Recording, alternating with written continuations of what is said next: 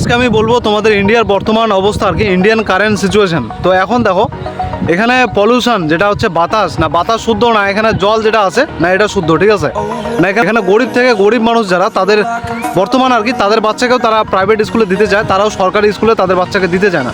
এখন দেখো একটা গভর্নমেন্ট স্কুলে সেখানে আর কি মিড ডে মিল দেওয়া হয়েছে নর্মাল কাগজের মধ্যে মিড ডে মিল দেওয়া হয়েছে বাচ্চা কাচ্চাকে, ঠিক আছে। আর আমি তোমাদেরকে বলতে চাই বর্তমান ইন্ডিয়াতে মুম্বাই আর চেন্নাই সেখানে কিন্তু পলিউশন এত পরিমাণ হয়ে গেছে, পলিউশনের কারণে সেখানে সবথেকে বেশি স্বাস্থ্যের ক্ষতি হচ্ছে।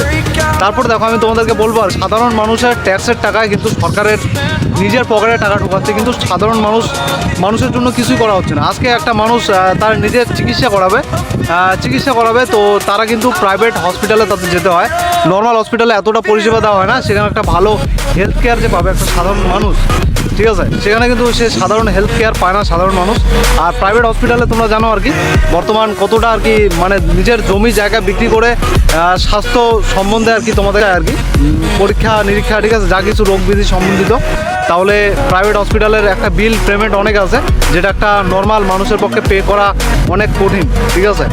তো আমি বলতে চাই তোমাদের মতামত অবশ্যই জানাও এই বিষয়ে, তোমরা কি বলতে চাও তো কমেন্টে জানাও। আর যেই কাজটা রিপোর্টারের করা উচিত সেটা আমার মতো মানুষ করছে আর কি।